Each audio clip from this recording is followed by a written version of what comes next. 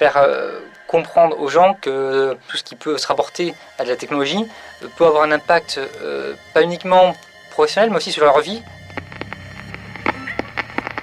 En fait, j'essaye de me battre contre les hackers. Voilà. On essaye de surveiller les hackers et d'avoir peut-être un temps d'avance sur eux pour mettre en place des protections sur notre système d'information. Culture Job, propulsé par le groupe Ionis et l'étudiant, vous présente les métiers de demain dans le domaine de la cybersécurité. Bonjour à tous, Valérie Segui. Je suis RSSI, responsable sécurité des systèmes d'information chez Société Générale depuis à peu près 2 ans et demi. Bien sûr, il y a beaucoup de RSSI à la Société Générale. On a chacun en charge un périmètre et moi j'ai en charge le périmètre monétique et paiement. Donc tout ce qui est distributeur de billets, les cartes bancaires, tous les virements, prélèvements que vous pouvez faire au quotidien avec votre banque. Donc voilà, j'ai en charge de sécuriser ce périmètre. Bien sûr, je ne suis pas toute seule. Il y a toute une équipe derrière, toute une organisation et toute une filière dans l'entreprise pour ça. Bonjour, je m'appelle Nicolas Ribérol, 25 ans, je suis étudiant en 5e année à l'EPITA dans la majeure cybersécurité. Avant de rentrer à l'école, j'ai jamais entendu parler de cybersécurité. Moi, je suis sortie en 2002, donc je suis rentrée en 97. À l'époque, on parlait à peine d'Internet. Internet commençait à arriver. J'ai découvert Internet à l'école, je ne l'avais pas chez moi. On entendait parler d'informatique, mais pas de sécurité. Donc, je ne l'ai pas découverte forcément à l'école non plus.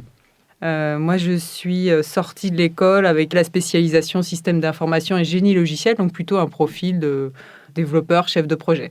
Donc, j'ai commencé là-dedans et je suis passée à la sécurité après en mutation interne.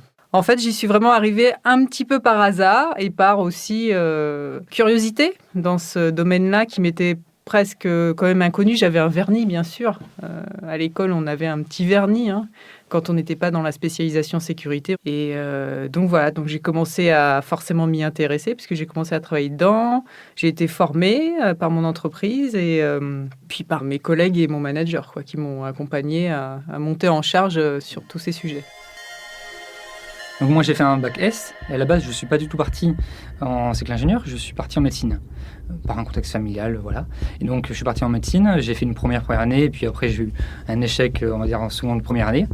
Et donc là je me suis dit qu'est-ce que je veux vraiment faire? Est-ce que dans 8 ans je vais me dire ah non c'est pas ça que j'ai envie de faire? Donc je me suis dit qu'est-ce qui m'intéresse? Quels étaient mes seconds choix quand j'étais au lycée? Et j'ai toujours été intéressé de manière générale par les matières classique d'ingénieur et l'informatique me paraissait celle qui avait le plus de débouchés par la suite. Donc je me suis dit autant faire quelque chose qui allie ce que j'aime bien, j'ai toujours été intéressé, j'ai toujours été curieux par les nouvelles technologies, à peut-être un métier qui soit intéressant et lié à ça en fait. En fait, je ne souhaitais pas aller à l'université, je voulais faire de l'informatique sans vraiment savoir à l'époque ce que c'était vraiment. Et je voulais me lancer dans ce domaine parce que mon frère avait commencé dedans. On parlait à l'époque que c'était un secteur porteur.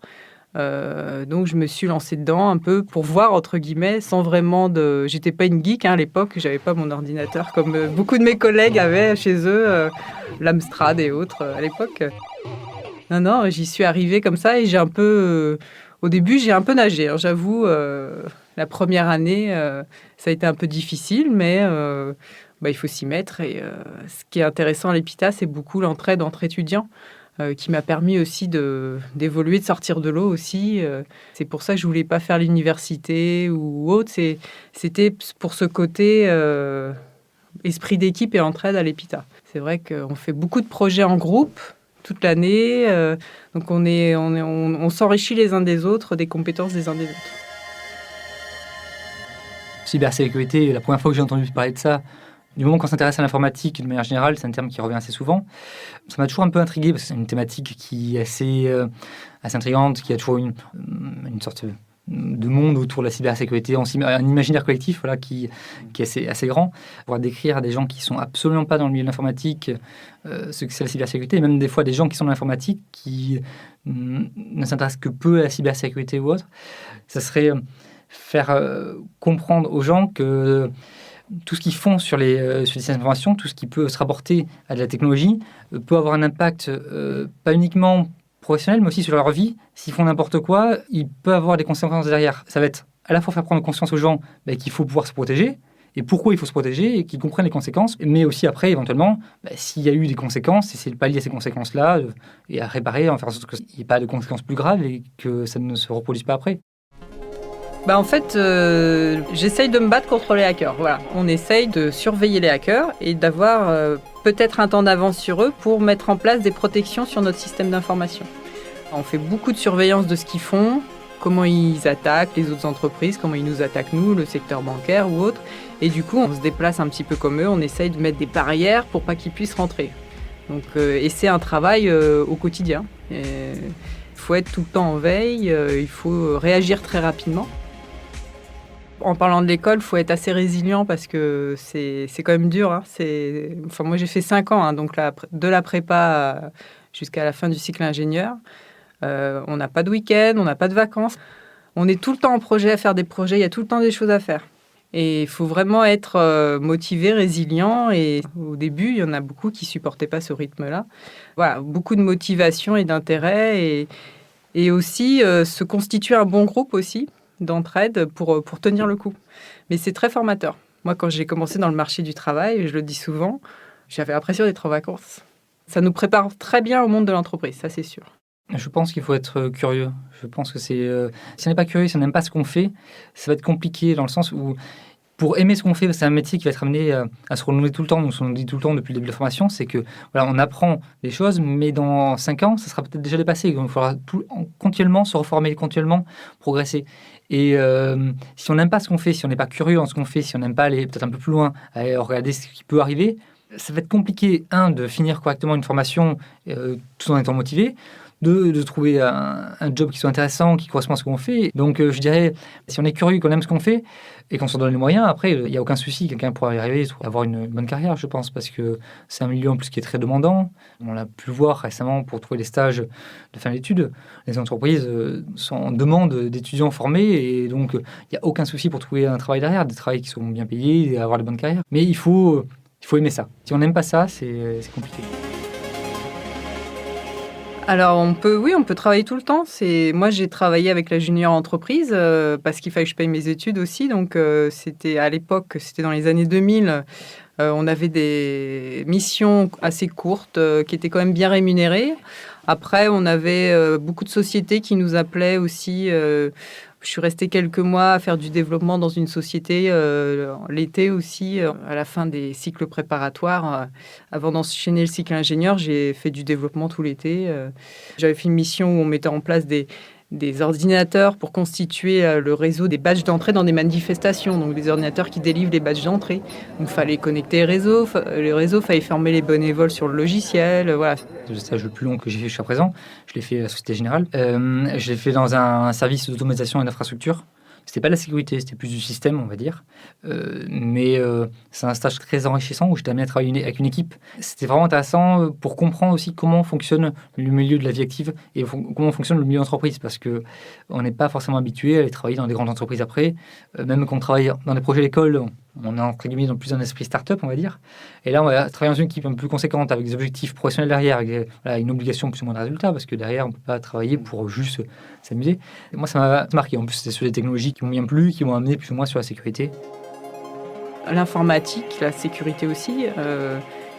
Moi, tout ce que je fais actuellement, je ne l'ai pas appris il y a 15-20 ans à l'école. Tout ce qu'on parle de big data, les smartphones qui n'étaient pas là à l'époque, c'est un apprentissage au quotidien qu'il faut constamment renouveler.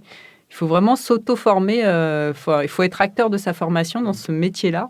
Il faut constamment se former, lire beaucoup d'informations sur le sujet, la presse informatique ou autre, pour suivre l'évolution des technologies, des systèmes d'information, pour rester à la page, tout simplement. Et ça va très vite, ça va très très vite et ça s'accélère. Et nouer des relations, justement, parce qu'il y a toujours des gens qui pourront vous renseigner sur quelque chose, que ce soit au sein de l'entreprise ou même à l'extérieur. Moi, j'ai tout un réseau à l'extérieur. Des fois, j'appelle pour leur demander comment ils font sur ce sujet-là. Est-ce qu'ils ont testé telle technologie? Quel est leur retour d'expérience? Il y a beaucoup de clubs de RSSI où on échange sur les différents sujets qu'on mène en toute confidentialité, bien sûr. Et ça nous permet à chacun de nous entraider. Et on parle même avec des concurrents qui sont d'autres banquiers comme nous, parce qu'on n'est pas vraiment des banquiers, on est des informaticiens. on s'entraide beaucoup pour faire front aux hackers qui, eux, ont une puissance de frappe des fois plus grande que nous. Donc on essaye de beaucoup collaborer. Si c'est dans 10 ans, ça va être compliqué de l'imaginer. J'aurais pas la prétention de l'imaginer dans 10 ans parce que c'est un métier qui évolue déjà en permanence. Et puis même, quand on regarde les parcours des anciens, les parcours ont tendance à avoir des chemins très très variés. Moi, je sais que dans un premier temps, dans les premières années qui vont suivre, je m'imaginerais plutôt dans du technique, essayer de monter en compétences techniques en sécurité. À terme, je m'imaginerais bien dans de la plus peut-être la réponse incident, peut-être plus de l'organisationnel, un peu moins du technique, un peu plus de l'humain, de la réponse incident. Mais je toujours regarder un pied dans le technique, c'est ça qui m'intéresse, c'est pour ça entre autres que je suis venu là. Mais je ne me vois pas faire du technique forcément toute ma vie, que du technique. C'est pas ça qui est intéressant. Moi, j'aime bien l'ambivalence entre le technique côté et la compréhension de l'humain, la compréhension des besoins de l'autre côté. Ça peut partir dans tous les sens.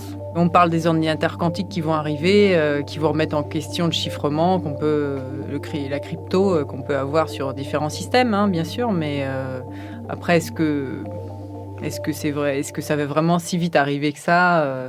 C'est compliqué à dire. Mais après, il y a tout ce qui est robotisation. On se pose toujours la question, est-ce que les robots vont pas nous prendre notre travail? Et en sécurité, peut-être aussi, hein.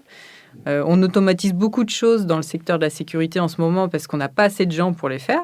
Donc là, c'est l'inverse. On n'a pas assez de gens, donc on essaye d'automatiser au maximum pour traiter des tâches, traiter des événements qui nous arrivent, pour les analyser, pour lever des alertes ou pas. Mais du coup, je ne sais pas si mon métier, un jour, ne sera pas automatisable aussi. C'est pour ça qu'il faut toujours rester un peu aware, un peu de ce qui se passe, pour peut-être changer de direction soi-même sur son avenir professionnel. Donc moi, j'essaye de bien comprendre ce qui peut se passer pour moi être résiliente et essayer de m'adapter. Voilà, mais faire une projection sur comment va évoluer ce métier, c'est très compliqué parce que ça peut prendre beaucoup de directions. Culture Job, regard sur les métiers de demain.